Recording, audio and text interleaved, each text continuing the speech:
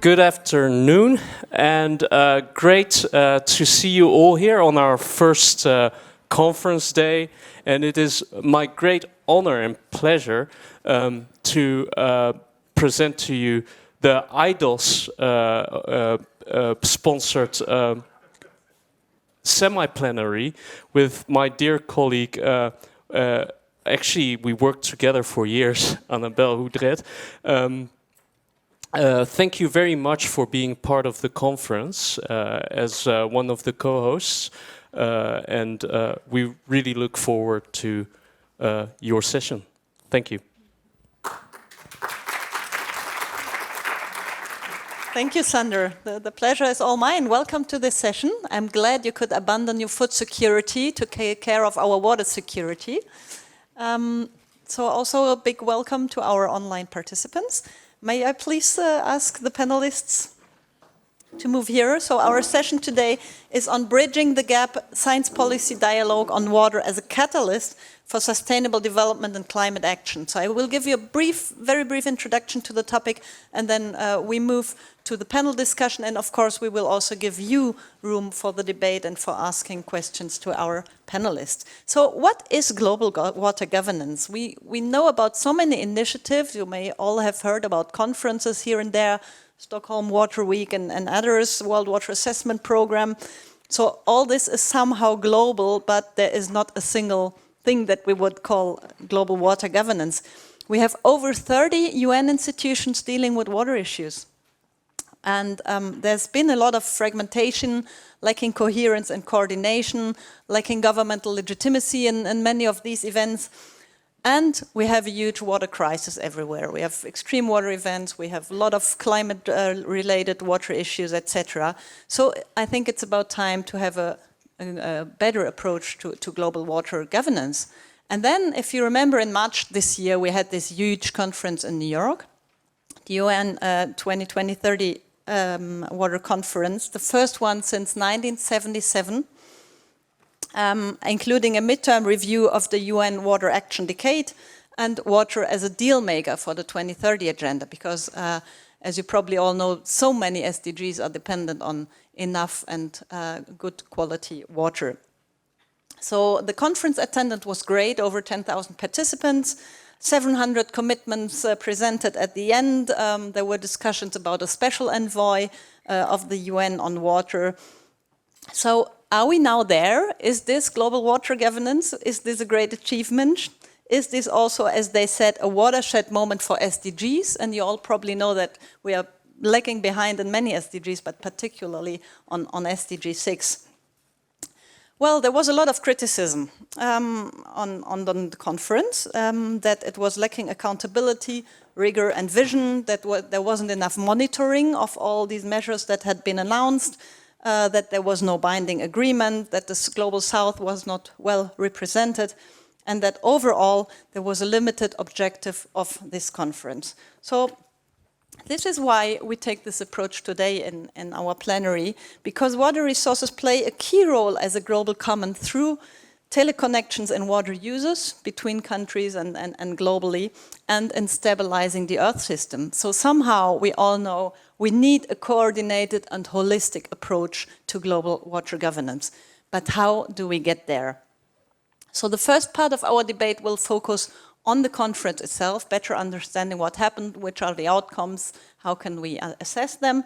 And then a second round of questions to our panelists will focus on practical steps to improve global water governance and to understand what constrains these improvements. So let me shortly introduce you today's panelist. Aditi Mukherjee, which you see on the program, will join us a bit later, but just for your background information, she's the director of the Climate Change Impact Platform of CGIAR, based in Nairobi, and she was the coordinate lead author of the water chapter in last year's IPCC report, and this year she's a member of the core writing team of the AR6 synthesis report of IPCC. Then we go over to Robert Varadi, who kindly joined us from the States. Thank you so much for coming here, Bob. He's a research professor emeritus of environmental policy and the past director of the Udall Center for Studies in Public Policy at the University of Arizona. He has a long history and long publication list on global water governance topics and of international assignments, among which he was the past president of the International Water History Association. Thank you for joining, Bob. Then we have Yunya Musazi with us, who made it all the way from Uganda and who got her visa just in time, so we're all very happy that you are here with us now.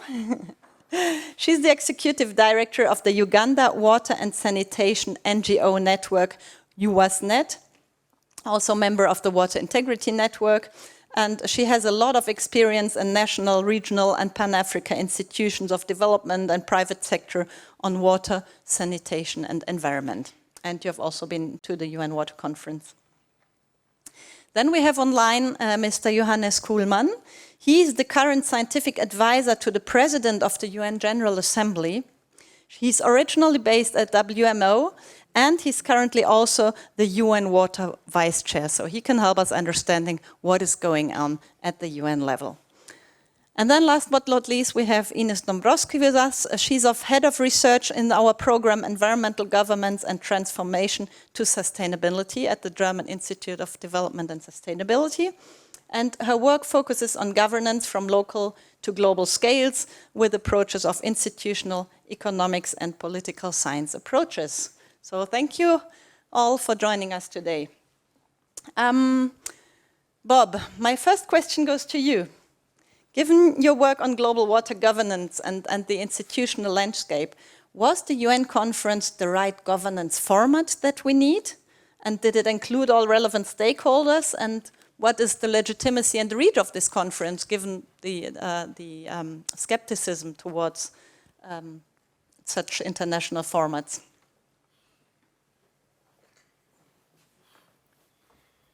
Well, thanks for that question. And it's my pleasure to be here. I appreciate the invitation. Well, I'm going to start with something that Annabelle said, which is also in the panel statement. And I'm going to expand on that a little bit, maybe take issue with it. And the statement is this: water governance at global level remains highly fragmented, lacks coherence and coordination, features diverse fora and initiatives with varying ownership and lacking governmental legitimacy. So while there are certain elements of validity in that statement, it's worth looking more closely and in a more nuanced way at some of the assertions above.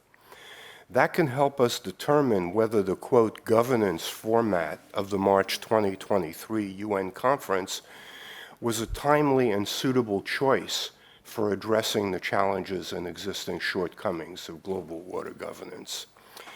My observations and insights are based on work my team and I have done over the past 2 decades on the concept of global water initiatives, or what I call GWIs.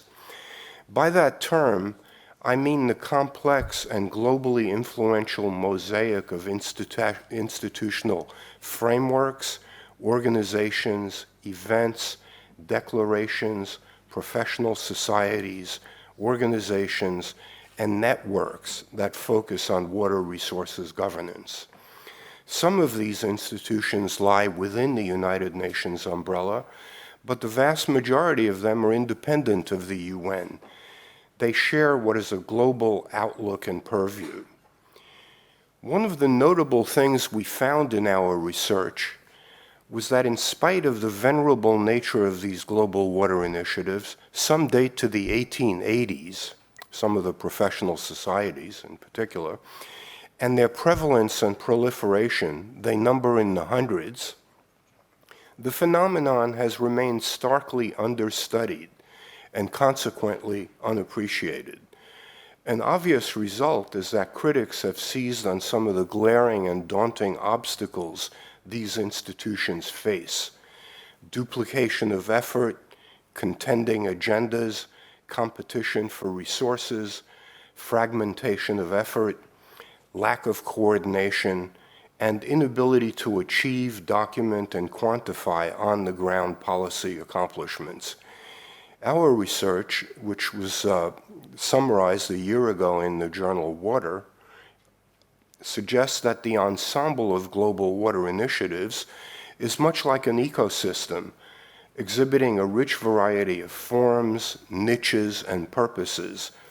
Among our relevant findings, we note that 1, over the decades, global water initiatives have diversified, expanded their constituencies, and gradually extended their influence over how water is perceived, governed, and managed. 2, the institutional landscape within which global water initiatives exist and operate is continuously shifting to accommodate and lubricate the spread of new ideas, ways of thinking, and available science and tools. And 3rd, networks, mega conferences and their declarations, and water-themed journals likely will continue to be at the leading edge of global water governance and policy. Our findings indicate that as the number of global water initiatives grows, while such proliferation has necessarily led to some duplication, it's also encouraged diversity and interconnectedness. On balance, this activity tends to increase awareness raising, information sharing, network building, agenda setting, and on-the-ground action. GWI behavior both mirrors and influences prevailing worldviews on water governance and management. Taken together, they continue to shape international water discourse. We also learn that the advent of the Millennium Development Goals and Sustainable Development Goals has enhanced the relevance of the United Nations, especially that of UN Water, the network of water-related UN agencies. At the March 2023 conference, a UNESCO-led group including several members of this panel, offered some suggestions for how to address and reduce the growing gaps between the severity and complexity of the water-related problems and the implementation of policy innovation and tools. Thank you. Thank you, Bob, for these insights. So, yeah, as you rightly pointed out, one of the objectives of such conferences is to shape discourses, but do these discourses take into account all relevant voices and viewpoints? Yunya, please, I would ask you to answer my question. Given your background on WASH, so water sanitation and hygiene, and your large experience in Africa and beyond in development projects, did you see your interests adequately represented at the conferences? This conference, and does an understanding of water as a global common reflect your local concerns? Thank you, Annabelle. I must say, let me first state this, that being in this room, meeting and talking about something familiar to me in this conference, I'm starting to feel at home. So thank you. Thank you for organizing this session. Back to the question, I'm going to relate it more to Africa. The time the conference happened, the Joint Monitoring Program indicates that in Africa, currently, more than 400 million Africans lack access to safely managed water, and close to 800 million lack access to safely managed sanitation. 7 out of 42 countries are on track to meet the target of being declared open defecation free. That is, everyone has access to a clean toilet. So what this means that currently where we are, to meet the SDG target for water, there is need for action to be more, 12 times more action to meet the SDG for water, and that for sanitation needs 20-fold for us to meet the target for sanitation. So the time the conference took place, the African states were called upon, just like many other states, to be part of the consultative process. The 700 commitments, the participation in there, they include commitments by African states. And I'm happy to note that from Uganda, I contributed to the commitments that my country declared during that conference. It gave us a chance to take stock of where we are, for all the different countries to take stock of where they are in terms of meeting SDG 6, what needs to be done. And this was done more in a consultative process where civil society organizations like mine met on a round table with government, private sector, and academia. Though, of course, there was need for more involvement of other groups like women and the youth, which, lacked a bit in many of the countries. The key outcome of the conference was the declaration of water as a global good. And I think based on the statistics I've given you, these helped propel water and sanitation as key, in terms of any political agendas, where it's declaring water and sanitation as a human right. And I'm happy to note that many countries have water and sanitation instituted in their constitutions as a human right. It still emphasizes that water and sanitation, is important to address, to make sure that there's peace amongst different countries, to propel sustainable development, which is a key agenda for many countries, to propel good health, address food security, ensure that women, go to school and maximize on their attention in school, and most of all, address poverty. So what is required, and what this call for water as a global good is declaring, is that there's need for political leadership, there's need for a good political environment, good policies, robust data, where you all come in, academicians, to guide us. Who are those who are still not served? Innovation, to ensure that we come up with climate-resilient technology, inclusiveness as we plan, for water and service provision, where the women, youth, and disabled are taken care of, and most of all, action and accountability. Okay? So the outcome of the conference really propelled this. What is required is now for us, the practitioners, the academicians, wherever we are, to ensure that we hold the countries that committed to these commitments, we hold them accountable to make sure that these commitments are now actions to address the gap that we have. Thank you. Thank you so much. Yonya, yes. And we come to the challenges of implementation in the second slot. I would now like to ask Johannes. Can you please put Johannes on the screen? Hello, Johannes. Can you hear us? Yeah, I can hear you well. Can Perfect. you hear me? So, against the background of your experience in the UN system, would you say that this conference speeded up the implementation of global water governance and of water as a global common? I think I would answer yes. Was the acceleration enough for my own personal taste? Maybe no. But in general, I think we have already heard from Bob and from Yonya some of the aspects. I mean, this is really the first time in a long, long history that at the highest UN level, there has been a political discussion on what are the elements of a water governance system globally that we need to transform the way we deal with water in sustainable development. And this really goes into not only the environmental sector, but also the social dimension, which is very much related to the human rights, but also, of course, the economics of water. So I think in so far, the conference was very important.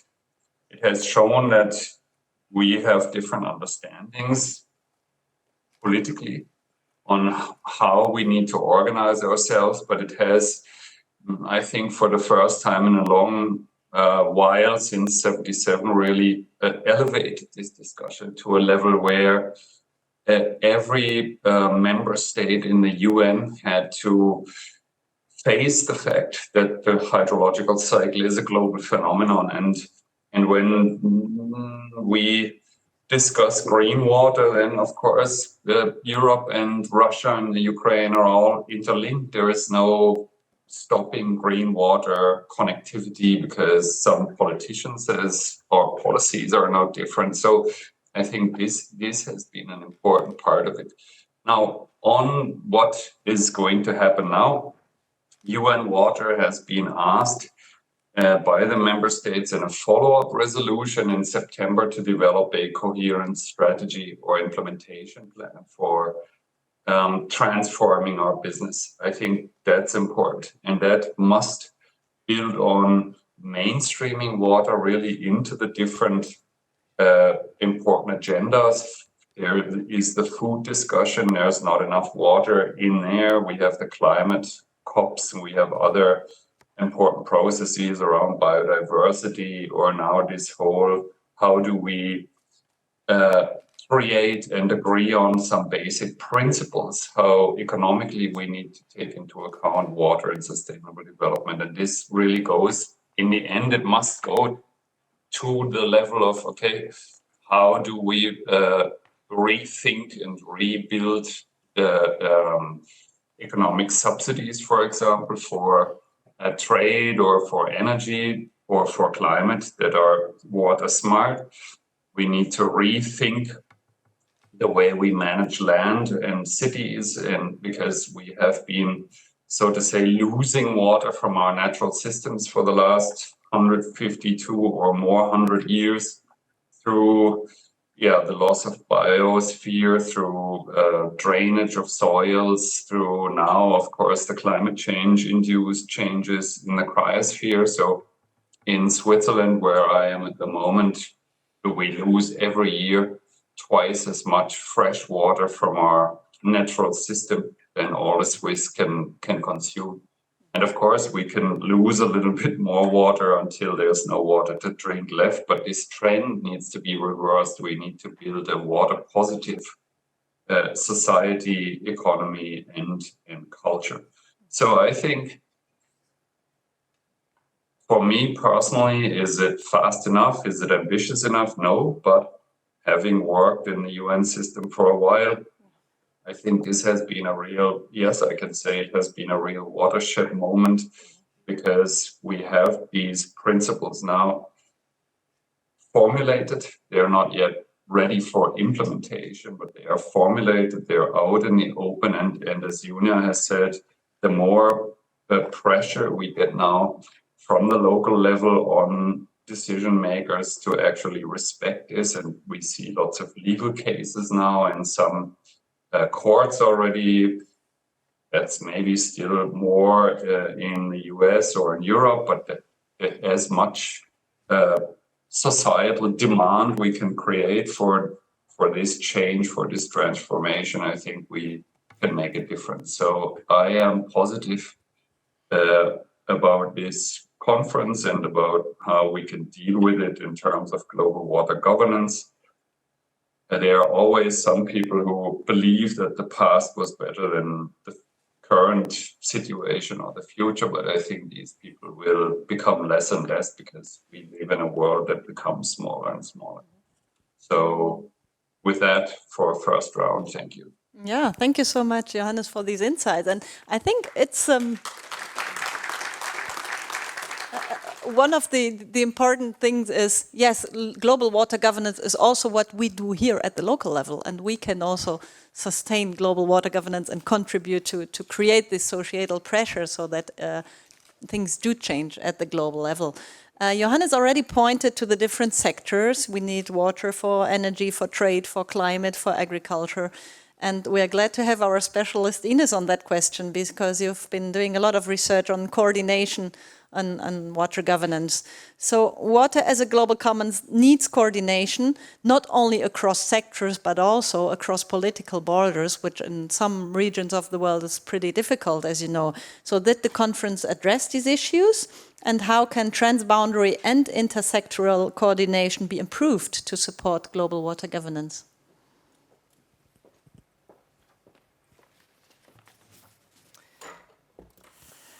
Yeah, thanks a lot, Annabelle, for this question. And yes, indeed, in managing and governing water, this is a key thing to do. And the UN Water Conference had a special track on this, an interactive dialogue on water for cooperation across borders and sectors. And of course, the topic was also part of many other sessions. Now, in this interactive dialogue, the topic mainly focused on transboundary water management again, which is, of course, a key issue for global water governance, given that 153 states share water resources across borders. Actually, this is also the only topic where we currently have two conventions, global conventions on transboundary water management. The 1997 UN Water Course Convention and the 1992 UN ECE Water Convention that is now open for global accession. However, both conventions don't have so many signatory states at this point. Hopefully it's still growing. And we also, I think we implicitly saw the importance of transboundary water governance also in the preparation of the conference, because potential sovereignty concerns by states were a reason why the conference didn't aim at a political declaration in the first place. Now, in this session, mainly countries that are either downstream or that are already cooperating took the floor. And they basically encouraged the others to do the same. They also reminded us that we need to better account for climate change, better manage transboundary aquifers that are still not well covered, and that more finance is needed. And also that in terms of in situations of violent conflict, it's important to abide by humanitarian law and to protect infrastructure against violence, also water-related infrastructure. But then only at the very end of the session, also a conflict came up, and it was the conflict between Ethiopia and Egypt on the Grand Ethiopian Renaissance Dam, so the big dam that is Ethiopia is currently building at the border to Sudan on the Blue Nile. And so it was not all peaceful in that sense, but this conflict did come up, and the different understandings of international law in dealing with this dam. Also, what I did find noteworthy is that a representative of the World Water Council from Turkey highlighted that there is no general theory of transboundary water cooperation, but each case needs to look into the details.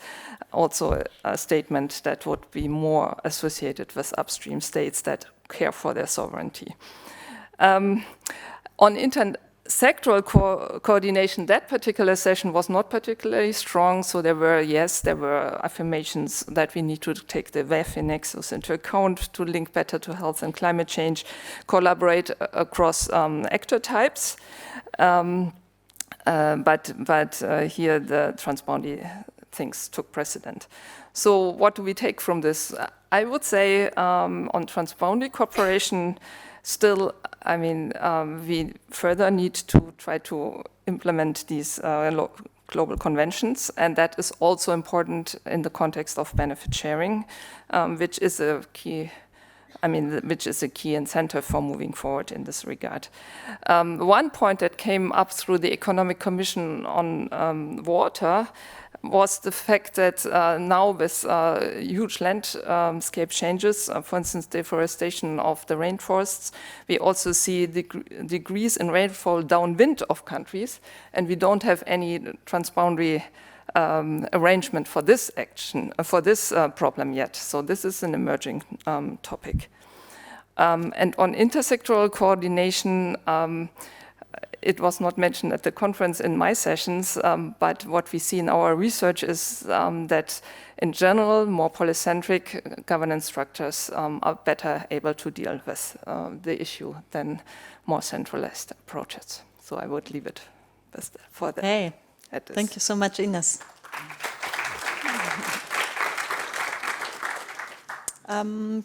Could you let me know if Aditi is online?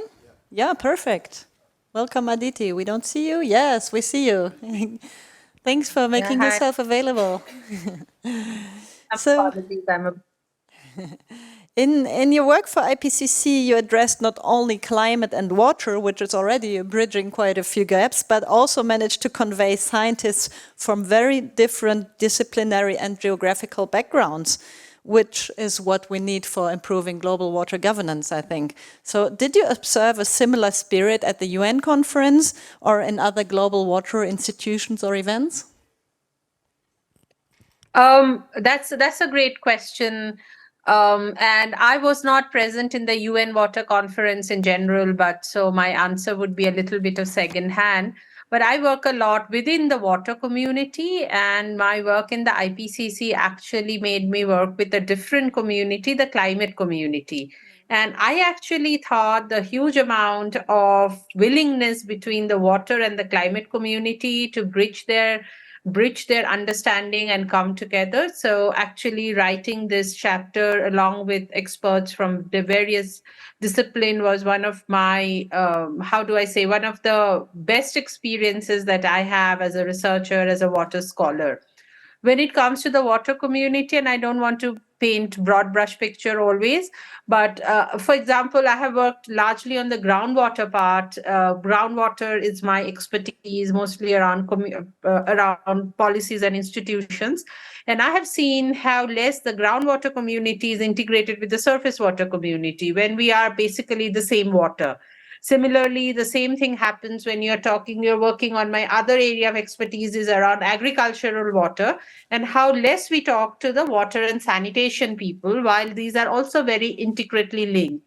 So having worked, I'm a water person in my heart and my mind and my training with over 20 years of experience. I find that there are a lot more perhaps sectoral approaches, perhaps small silos that we build around ourselves, saying I do groundwater, I do surface water, pretending as if they don't interact.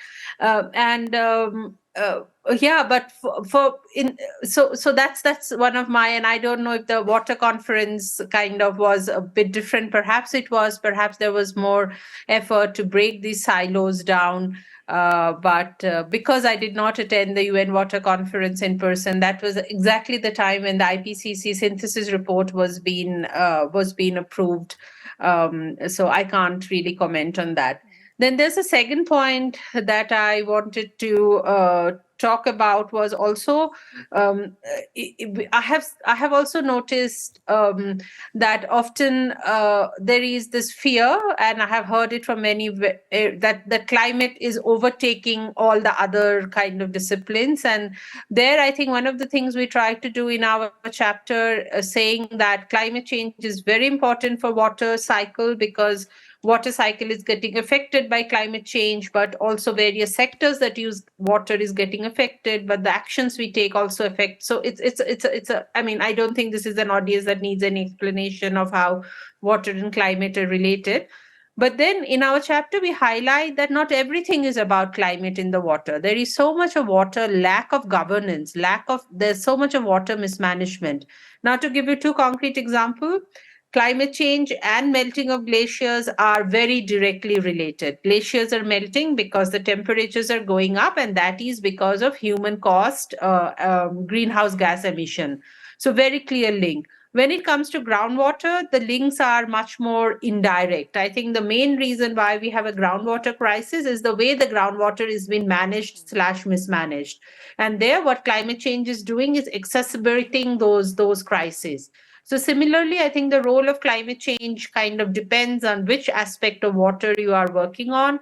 And this whole idea that climate change and water, the climate change discourse will dominate every aspect of our water governance agenda in the future is also a bit misplaced. Though having said that, going forward, climate change will have more and more impact on the water cycle. So I'll stop there. I hope my answers were helpful. Yes, Sorry. thank you so much, go ahead. Aditi.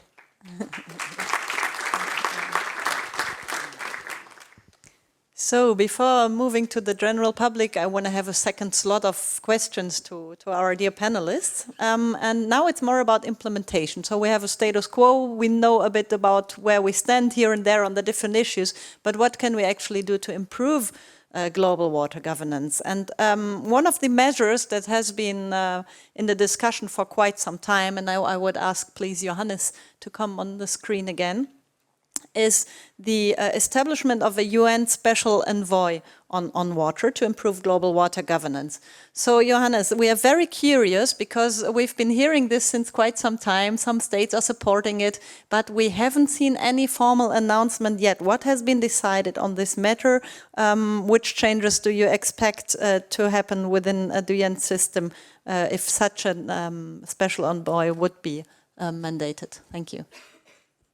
Yeah, thanks for the question, and sorry for only being partially able to answer that question, but I can maybe give you a little insight on that. It's easy to appoint a person that's an envoy, be that a woman or a man or a young or old person or from wherever, but the real impact of an envoy is to sensitize and to guide member states, policymakers, but also the public, I think, on what are the positive externalities that we can leverage in investing, writing laws, living together. Because we know that we have analyzed that in New York during my year there, up to 30% of the well-meant investments that go into water sector development can have negative externalities in the environment or in society or so. So we actually face the dilemma that we need to talk about the carrots if we come with the convention discussion that Ines was adhering to or referring to is good, but the main thing must be to motivate people to benefit from cooperation, not to try to prescribe anything that will not work because water flows down the hill. It's not like any other Earth system phenomenon that has positive and negative feedbacks on either side. So the role of the envoy is essential to do that, and that you cannot do that by just appointing a person. You need to have a UN water strategy that can lead to leveraging these benefits, and you need to coordinate this with the UN water chair. I'm the vice chair. Our chair is Gilbert Hombo, who is leading the ILO up the hill in Geneva. So from UN water side, we have written the outline of the water strategy that's going to be developed in the next months. We have made a proposal on how the envoy could interact with the UN water community and with DESA, which the Department for Economic and Social Affairs in New York, which will likely be the home for this envoy. So from our side, we are ready. We have prepared the ground, and I think now the Secretary General in New York, together with Amina Mohammed, his deputy, they are still finalizing the last discussions on who the name in the end will be. So I think we are almost there. This has been a request from 150 countries.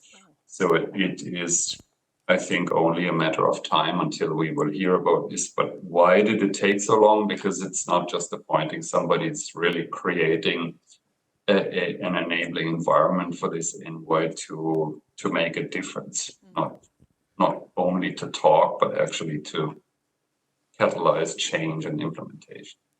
Yeah, thank you, Johannes. That sounds like a sustainable approach to have this envoy. We're moving back to Ines, please. So not only within the UN, but also in other global governance formats, we need this discussion between sectors and between people. So how should implementation of global water governance take into account other global agreements? We have so many agreements ranging from the SDGs to the Paris Climate Agreement and others that have to deal with water.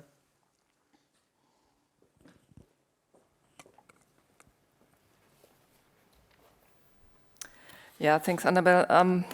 Well, I mean, of course, global water governance, a key function is to now promote the further implementation of SDG 6 until 2030, and also acknowledging that water is a deal maker for all other SDGs, so all other SDGs in one way or the other need water as a basis, so to say.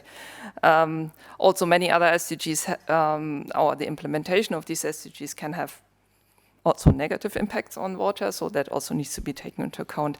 And I think then a strong voice is also needed that that water will have an adequate role in a post-2030 agenda that hopefully the international communities will then also agree to when the time is ripe.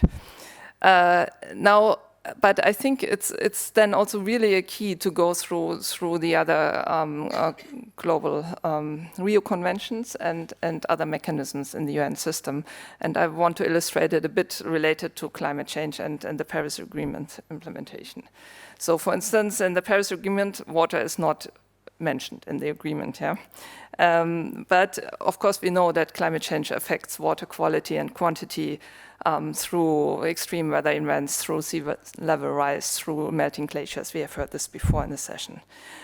So obviously it is very important that adaptation action considers water-related measures. But water, and that is often not very much discussed, the water sector also goes along with greenhouse gas emissions, and these could also be reduced further. I mean, emissions through fossil fuels in pumping and desalination, wastewater treatment, but also irrigation techniques could be improved to reduce methane emissions. So, yeah, mitigation actions related to water is something that we need to foster. And then we need to somehow see how are other climate actions affecting water resources when we move towards a green hydrogen economy or yeah, change to electric vehicles and or plant biofuels. Now, we have some insights at IDOS through our online NDC data analysis tools on how water features at the global level in the NDCs. So our NDC Explorer tells us that in the first submissions, 75% of the country climate action plans saw water as important in the context of adaptation. And then we have this NDC SDG Explorer that explores the potential contributions of climate actions towards all SDG targets. And here we found that in the first submission, about 9% of all the climate actions targeted towards SDG 6 or had co-benefits for SDG 6. And now with the updated NDCs at present, it looks like this share is declining. So possibly in the NDC update, water is receiving less attention. We are not fully through with all the NDCs. Then on the in these commitments, we see that the vast majority is geared towards adaptation. But the share of mitigation actions in the water sector at least increased a bit in the updated submissions. So, yeah, some mixed picture. In the climate COPs, water has been a stronger focus of last year's Egypt's COP and is also supposedly going to increase in the Dubai COP, both water-scarce countries. And at least it was for the first time mentioned in the final declaration or in the cover decision last year. Not so good news, only 3% of total climate funds go or address the water sector. So possibly more room for action here. So we see some fields where how water could even play a stronger role. For instance, when we talk about the Paris Agreement implementation, but we could do a similar exercise for the other Rio conventions and disaster risk reduction, UN habitat, and so on.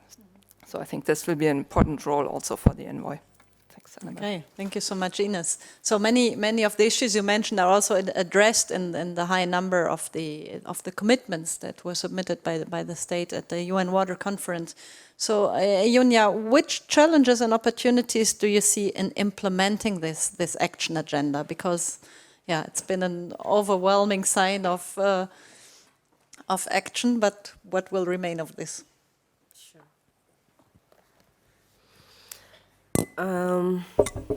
Annabelle, just like some speakers have mentioned, yeah, the states submitted close to 700 commitments. However, many of these commitments were voluntary commitments. They are non-binding. They lacked the political leadership, yet that's what this conference was calling for. Many of the countries we failed to convince our heads of state to come and be part of this meeting. And like I mentioned before, some of the commitments really did not make sure that they capture, the key people who are still unserved with water and sanitation. This includes the women, the indigenous people in some countries, the youth. My country, Uganda, 70% of our population are youth. So if they're not always seated on the round table to contribute to these commitments and plans, then what we're doing may not speak to them. And of course, we still have the challenge of lack of adequate data and financing that is required to bridge the gap. However, the opportunity is this conference offered the opportunity where at least these commitments were brought together. And in there, in every country, like I mentioned before, they had to, reflect and come up with transform, actions that would lead to sustainable change within their own context. At the same conference, I'm happy to note that the African Ministerial Council, AMCAL, launched the Sharm el-Sheikh report, where 44 African countries committed, and these commitments are more aligned to what was submitted at the UN Water Conference. These commitments within the Sharm el-Sheikh report are still driving to, our water and sanitation secure vision for the continent. Other opportunities exist through other initiatives, like those driven by different stakeholders, like Sanitation and Water for All, who are promoting the mutual accountability mechanism, where stakeholders, whether it's civil society or government or private sector or academia, can, on an annual basis, for instance, in many countries, we do hold annual joint sector reviews, where we meet jointly with government and development partners to review where we are as a country. So opportunities like this, in Uganda, we're holding ours on the 31st of October, that's next week. And before that, we did hold our annual, I represent, my organization is a network of more than 200 civil society organizations. And every year we do hold our annual forum. So through such initiatives, 2 weeks ago, we invited government to come and table to us what the commitments were and what is the roadmap to fulfill it. So it's such initiatives that at local level, the stakeholders, first of all, they need to know about these commitments and also hold government accountable. In addition to that, at the UN Water Conference, through the Presidential Compact Initiative by Sanitation and Water for All, 5 countries, African countries, committed to a presidential compact where the presidents of these countries, including Uganda, though we are still working on that, they committed that the presidents committed that they're going to, they're committing financing and putting in place, bridging the gaps that are hindering universal access to water and sanitation. In addition to that, there are different initiatives. For instance, still next week, we are going to attend the Africa Sun. Africa Sun is the annual, I think it's annual or biannual meeting, where all the African states meet and assess where we are in terms of fulfilling sanitation and hygiene on the continent. We also have the Africa Finance Ministers meeting, which is upcoming next week, Africa Water Week. So all these initiatives, the country states are called upon by the AU, by the African Ministerial Council, which is the network of all the African ministers of water and sanitation, to submit a report and progress on fulfilling the commitments that have been tabled. So still what is required is to make sure, just like some speakers have been mentioning, that there is good coordination mechanism, to make sure that there's good data, there's good coordination mechanism, where, for instance, like I mentioned, I'm standing here, but I'm representing 250 CSOs from my country. There should be a mechanism where these CSOs are coordinated, for them to know such information, for them to input, to these processes, so that we know what is happening on the ground, what are the challenges, and what are the recommendations, and provide that input. But also to, to have the multi-sectoral coordination. We should be able to speak to our colleagues in the Ministry of Health, Ministry of Education, climate change, because, like we mentioned, water is a human good and it's cross-cutting across all these different sectors. So as a wind-up, the key opportunity that we have is that recommendation of the UN Special Envoy. So, Your Highness, we are still, we still have you in prayer. Hopefully what you're preparing, we shall all live to see that, yes, indeed, we do have a UN Special Envoy representing our interests at the UN and beyond. Thank you. Thank you so much, Yunya. Yeah, and you rightly point to the very important role of knowledge and data, access, generation of knowledge and data, and policymakers need this. So could we please have Aditi on the screen again, because I have a question for her. From your experience at IPCC and elsewhere, what are your key lessons learned to improve the science policy interface? Everybody talks about that, but I have the impression that few of us knows how it works best. I think, yeah, that's a difficult question, and I don't presume to have more insights than any of you in the room. Based on something like I said that my core training is in the water world, and I have found that we are often see and think of ourselves as having been excluded from these larger processes. But then when you talk to somebody in the agriculture field, for them, water is but an input and a very obvious input. So some of those exclusions happens not intentionally, but because water is just so ubiquitous that it is seen a part of every discussion. So I think one of the ways to mainstream it, and it depends, and it's the same in IPCC also processes, it's not as if water will always stand out because water is a part of something else. It's important for us to unpack some of those linkages a bit more clearly, which I think Ines was doing a bit earlier when she was talking about how climate change impacts water, but also how mitigation actually, how many of the ways we are hoping to mitigate climate change also has water implication. And that's always not obvious to the mitigation community. Now, if you look at it, so much of the mitigation when we think of the agri-food sector will come from mitigation in the energy use in agriculture, and a lot of those has water implications. So I think one of the best ways would be to unpack this as something that is very obvious to us water people may not be as obvious to the non-water people. So making that linkages more obvious would be the way to go in kind of covering that that policy interface. Having said that, again, it's important to realize that water often is one input among many, and everybody else is also saying that my topic is important. So how that overall thing works out at the end is a matter of negotiation.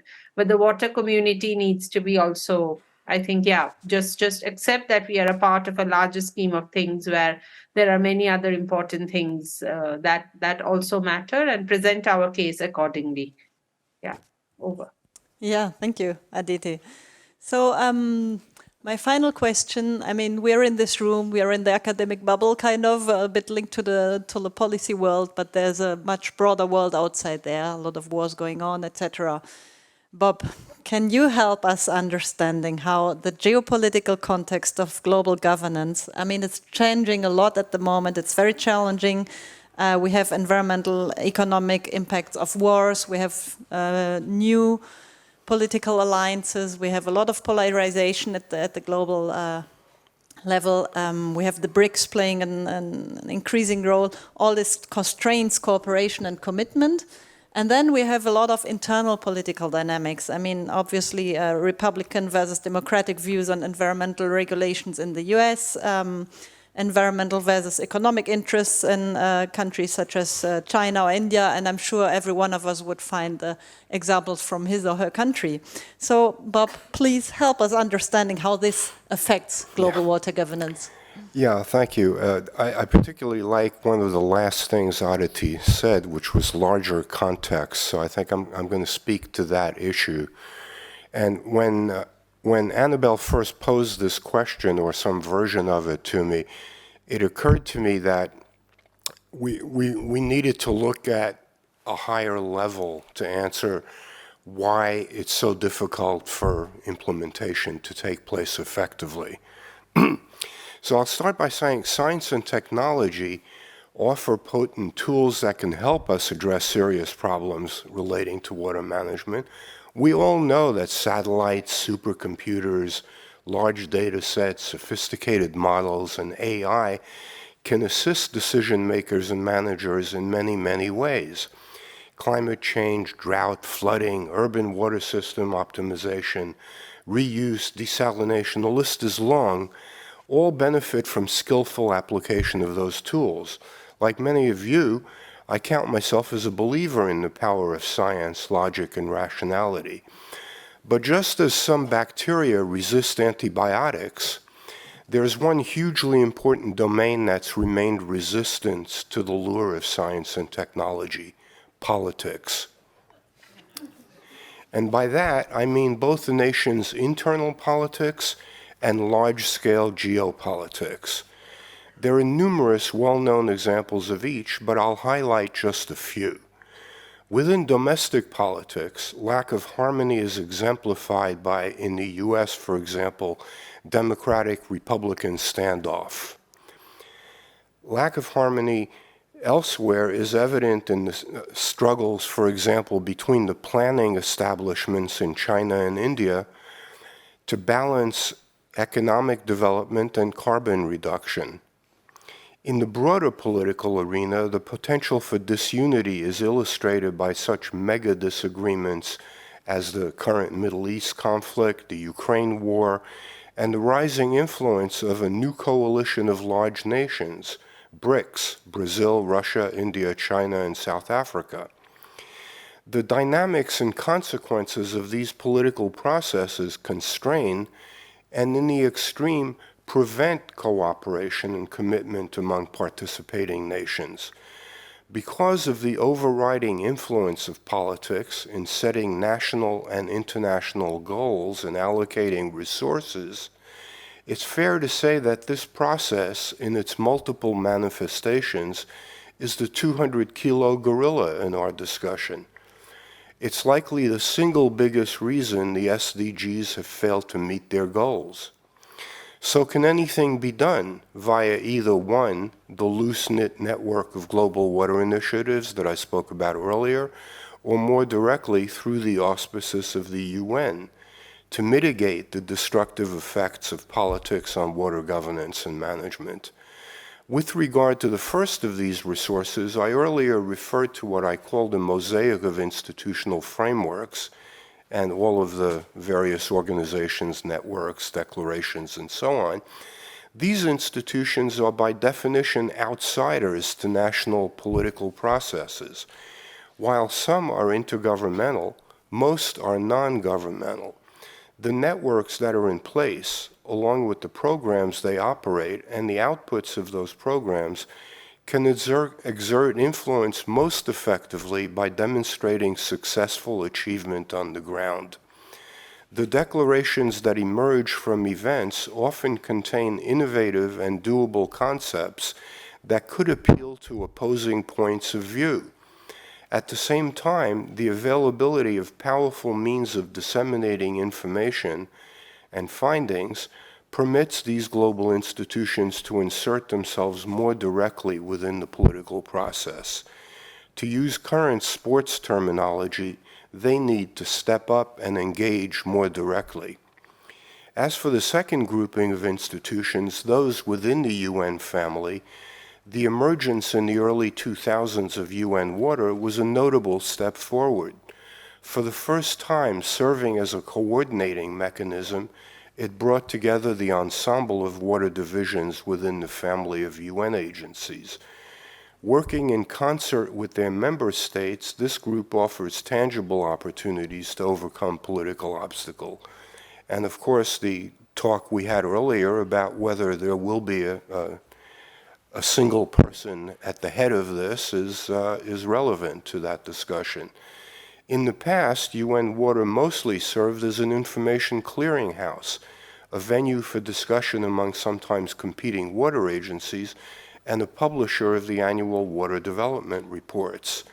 As a neutral actor, UN Water possesses the ability to help depoliticize potentially volatile situations. More concretely, UN Water and a single person, if such a person would be appointed, can assist the member states accomplish specific, doable, cost-effective, and sustainable actions. Thank you. Thank you, Bob. I'm glad there is still hope. So I'm now happy to open the floor to the discussion with all of you and with our online public. My colleague Srini kindly helps me with no online questions so far. So we have our wonderful assistant here who would give you the mic if you have any question directly to one of the panelists or to all of them. Yes, please, could you have Aditi and Johannes online so that we see them? Yeah, there's one question here.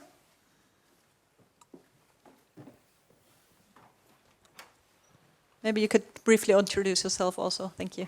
Yeah, thank you for this panel and the question. I am in the field of public law, which is very far away from what we are discussing, but I'm working with a research program about ecological sanitation and the circular management of human excreta for the agriculture.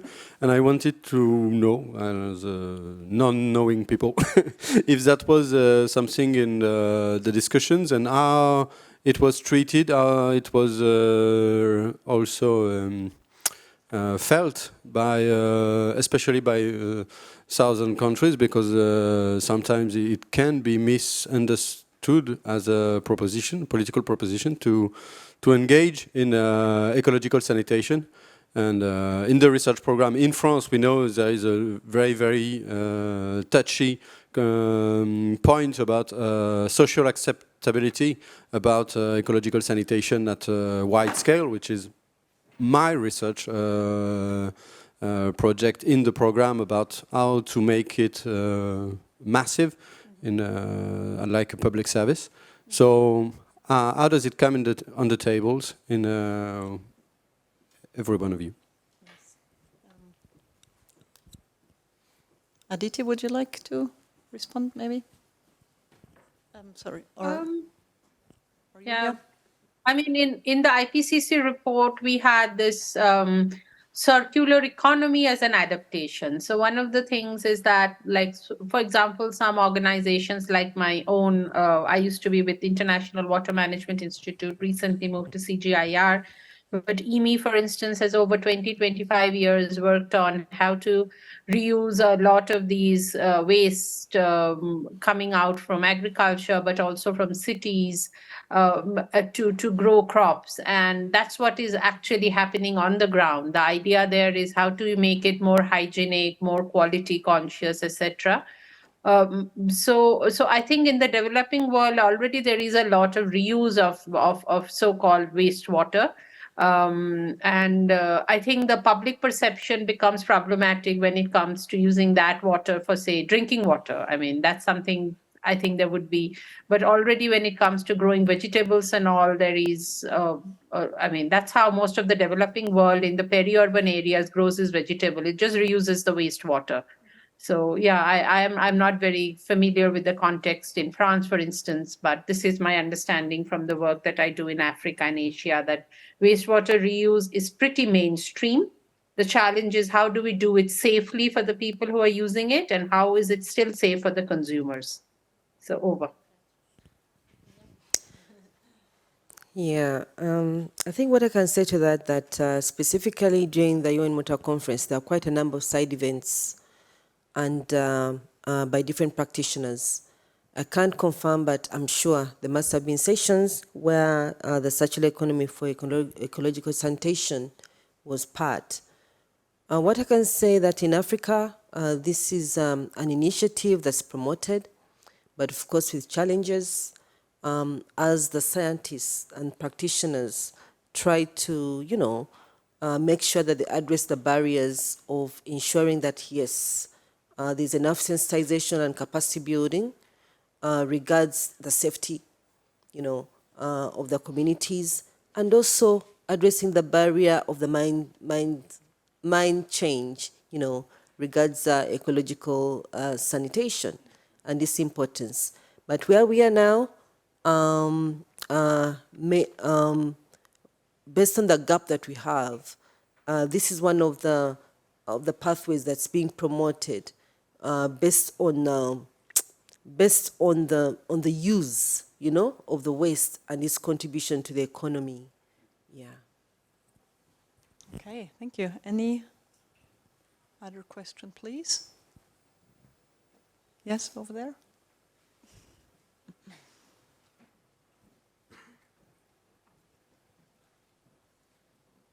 Thank you. My name is Li Li. I come from China Agricultural University, College of International Development and Global Agriculture. I think maybe Anna, you just visited us in the summer. That's it. Yeah.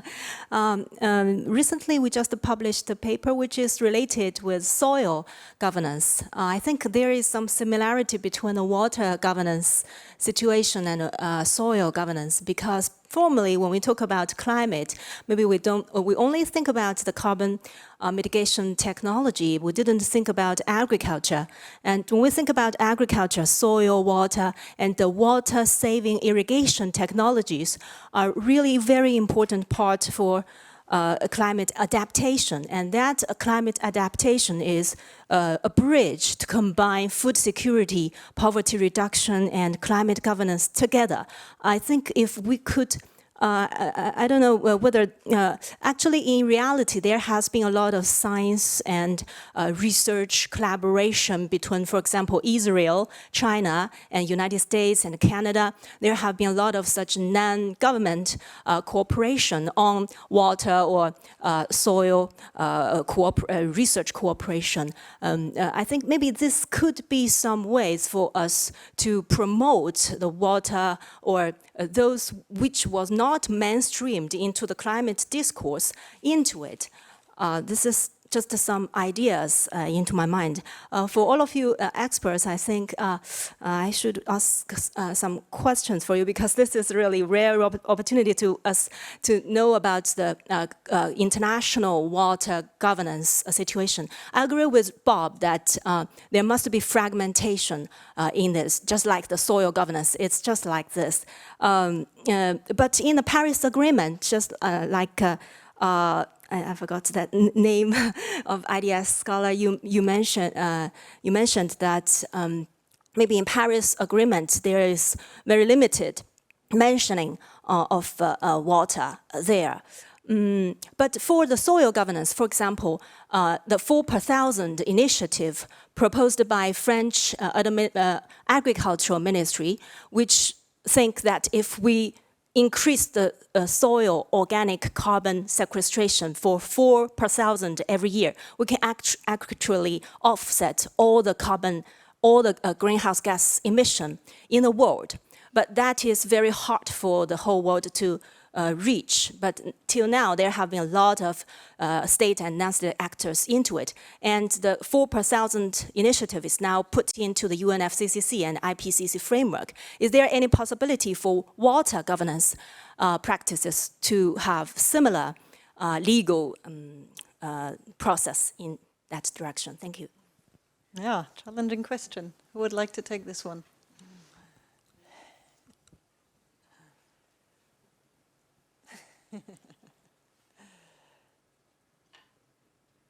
So, or more generally on similar arrangements, Aditi, maybe?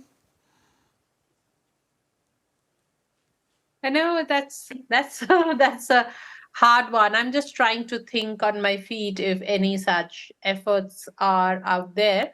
I mean, a lot of us are calling in for looking at water footprint of mitigation. And kind of saying that the water community should have a table at the mitigation discussions that happens, because a lot of the mitigation can have actually negative implication on the local water security. But to the best of my knowledge, I do not know if the 4 per 1,000 kind of initiative that is there in the soil sphere is also there in the water sphere. But yeah, a great question, by the way, and something to think about. Okay, food for thought is also what we need. We take one question from the online audience, and then I get back to you. Okay, this is a question from Mr. Gustav Tungren from Stockholm International Water Institute. The question is, looking at the entire hydrological cycle, how can we create effective governance arrangements that connect both upstream and downstream effects? As simple as that. Very short. He did not say it to who he directs the question to? No, but I think anyone? The panelists already touched upon that. Yeah, thanks for this also challenging question. Well, I mean, what is really interesting, if we even move beyond transboundary basins, so of course we have the upstream downstream dimension in transboundary basins, and we have all the struggles that were also reflected at the UN Water Conference again. So a lot of cooperation, but also very persistent conflicts in some cases, and really. Yeah, for instance, the GERD No movement forward in terms of cooperation, or I mean, there's a lot of talk and has been a lot of talk until recently. Now it got more silent until 2 or 3 weeks ago, but it can be very sticky. But as I mentioned, now if we look at the global hydrological cycle, the things become even more complicated, as it was pointed out by the Economic Commission on Water, that now with this huge land use change, downwind countries can get less rainfall, and how do we account for that? And I think here really very... I mean, I'm wondering to what extent downwind countries will now approach upwind countries and also ask for arrangements that would then maybe confine land use change, or how this will play out. But definitely new territory that we are talking about. And now talking about the global hydrological cycle that is changing under climate change conditions as a global common good is also challenging us in how we put up governance arrangement for that. And I mean, I read now the conference in March and the reforms in the UN system as a first answer towards this. But of course, first of all, we now need to deliver, and second, I mean, I think we could have been more ambitious. I mean, there are people that said, well, maybe we should have aimed for a Paris-like agreement in New York, that all countries have to put up their nationally determined contributions towards the water agenda, and then having a monitoring mechanism like in the Paris Agreement that at least monitors these voluntary commitments, that is more formalized than what we see now with the commitments from New York. Thanks. Thank you. I'll add a slightly different perspective. within the context of what I was saying about this proliferation of organizations and institutions, one of the more recent phenomena that's drawn attention is hydrodiplomacy. And there have been a number of notable developments along that line, particularly the formation of a consortium based at the University of Geneva of researchers and scholars and practitioners who study hydrodiplomacy. And the purpose of doing that is to look for successful examples and to promulgate those and see if elements of those successful examples can be used in basins other than the ones where they've been shown to work. So I think that this is another example of bringing together like-minded individuals who study a particular phenomenon, grouping them, forming networks and organizations, disseminating the information, and bringing that to bear in actual situations. Thank you, Bob. I will now take the question up there.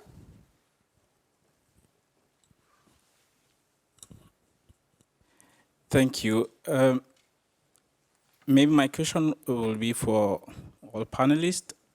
Imagine that a Martian child is sitting in this room now. I guess he will say, what's going on with these human beings? They drink water every day in their kitchen, they use water in their toilets, and so on and so forth. But they are not capable in 2023 to share water to all human beings on this earth. A naive question, what's going on? A personal answer, please. I'm Korasi Teweshe, PhD student in philosophy in Münster. Thank you. Thank you. These are also approaches we need to challenge us. So who dares to reply? It can be on a very personal, not so much academic level. Yeah, like I declared, I'm not, my last since to be in these institutions years ago. Anyway, I try to personalize it still to my country, and I'm sure it's happening in many other countries. Yes, what you've stated is right. And us too, especially during the onset of COVID-19, we thought that this was a chance because water, access to clean water was declared as one of the, one of the solutions to curb on the spread of COVID-19. Many people from different countries, whenever I meet them, they narrate to you how they saw our president of Uganda. He gave his speeches almost on a weekly, and one of the things he stated was always wash your hands, and translating it in around 10 different dialects of the country. However, in spite of all that, we still have close to 14 million Ugandans who don't have access to clean water. So whenever he said that, I just felt like, getting close to him through my TV screen. However, why are we at that level? You realize that currently where we are as a country, we are bringing on board people like you. We've identified the leading institution in the country, Makerere University, to partner with us to help and generate the evidence that we need, to justify, because politicians like him, one key agenda they have, apart from, of course, putting much of the money towards security, the next thing they'll tell you, I want to take this country to, to become, to come out of a low-income country, but looking more of economic development. So what we need to do is put together the evidence that, yes, if you address water and sanitation, it will translate into the economic development, into the better lives of the people, into, so that is what is required. And that is what we're working on. And packaging it well, and of course, making sure that to those key decision makers, you've developed a roadmap of how best to get them this message and for them to listen to you in the same room as you are.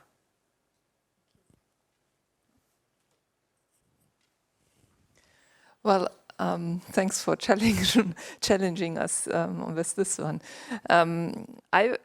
I've been thinking quite a bit about this conflict between Ethiopia and Egypt on the Grand Ethiopian Renaissance Dam.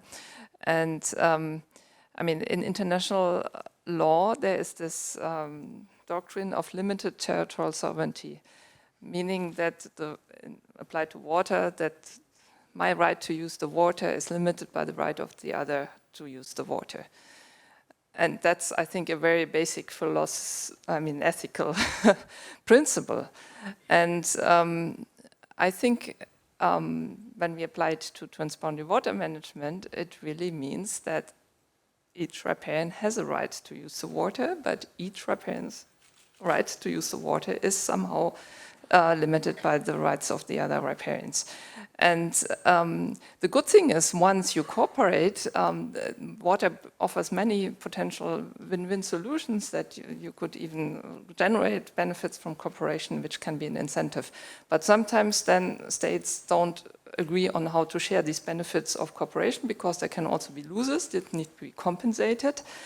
And then it depends on the baseline, what do you accept as the starting point for the negotiation. And here, I think that, for my reading of that conflict, that's the basic of it. So basically, there's no agreement on what would be the starting point of the negotiation, so that these benefits of cooperation could be realized, which are real in the case. And for me, it would mean that Egypt somehow accepts that it cannot insist on having all the natural inflow of the Nile into its country, or the division only with Sudan, so a little step away from the 59 agreement.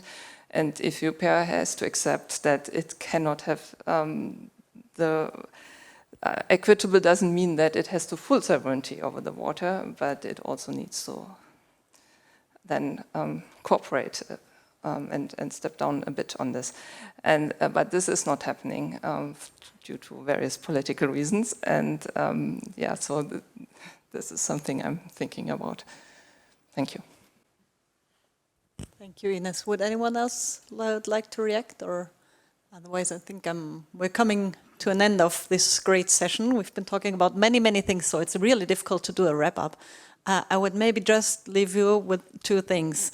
One is the need to look beyond our own community, scientific communities, disciplines, countries, etc. And second, there's a few keywords I noted. I would just drop them. I heard about harmony, accountability, awareness, information sharing, societal pressure, like-mindedness, and ethical principles. So this as an input to every one of us. I thank you all for having shared these thoughts with us, for being here. I thank the panelists for having been here and sharing their thoughts with us.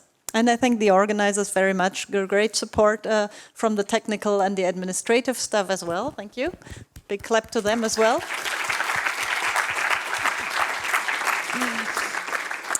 And I would now like to invite you, let me click on the right slide, to also contribute to this online survey on transformative, inter- and transdisciplinarity. And I'm sure we'll also get some interesting lessons learned for the water topic. And now enjoy your lunch break.